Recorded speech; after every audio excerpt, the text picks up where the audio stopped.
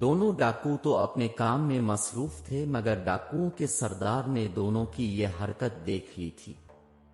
وہ گھوڑے سے اتر کر آگے بڑھا۔ اس نے مانی کو دھکا دے کر ایک طرف ہٹایا اور زمین سے انگوٹھی اٹھا لی۔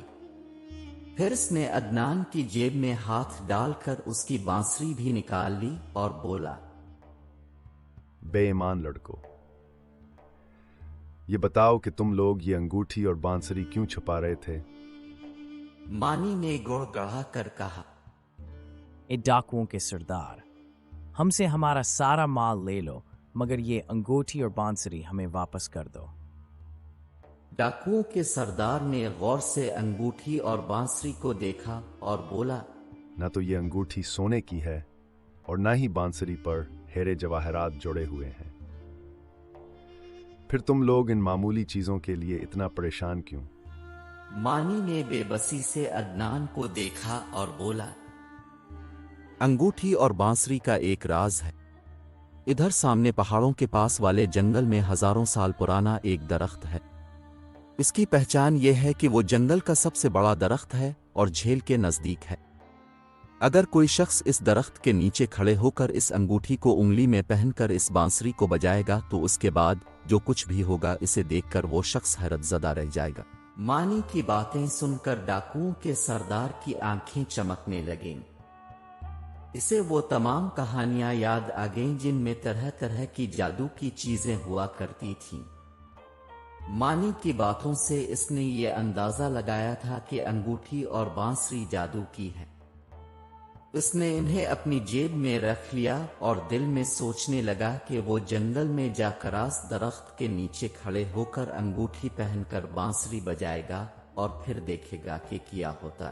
دونوں ڈاکو عدنان اور مانی سے لوٹا ہوا سامان اپنے گھوڑوں پر لاد چکے تھے۔ سردار نے اپنے ساتھیوں کو وہاں سے روانہ ہونے کا اشارہ کیا۔ انہوں نے اپنے گھوڑے موڑے اور انہیں تیزی سے بھگاتے ہوئے نظروں سے اوجھل ہو گئے۔ شکر یہ ہوا کہ انہوں نے عدنان اور مانی کے گھوڑے اپنے قبضے میں نہیں لیے تھے، ورنہ انہیں گھر پہنچنے میں سخت دشواری کا سامنا کرنا پڑتا۔ ڈاکو کے چلے جانے کے بعد عدنان نے کہا، خالی ہاتھ گھر لوٹتے ہوئے مجھے اچھا نہیں لگ رہا۔ فکر کیوں کرتے ہو؟ اللہ نے چاہا تو سب ٹھیک ہو جائے گا۔ مانی نے گھوڑے پر سوار ہوتے ہوئے اسے تسلی دی۔ پھر دونوں دوست اپنے گھروں کی جانب چل پڑے۔ دونوں نے اپنے گھر والوں کو ڈاکوؤں کے ہاتھوں لوٹ جانے کی کہانی سنائی۔ ان کی کہانی سن کر سب نے اظہار افسوس کیا، مگر وہ اس بات پر خوش بھی ہوئے اور اللہ تعالیٰ کا شکر بھی ادا کیا کہ ڈاکوؤں نے دونوں کو کوئی نقصان نہیں پہنچایا تھا۔ یہ اگلے روز دوپہر کی بات ہے۔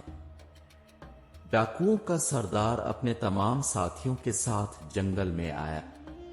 وہ سب جھیل کے نزدیک اس پرانے درخت کے نیچے جمع ہو گئے۔ ڈاکوؤں کا سردار بہت خوش تھا کہ اب اس انگوٹھی اور بانسری کے راز سے پردہ اٹھ جائے گا۔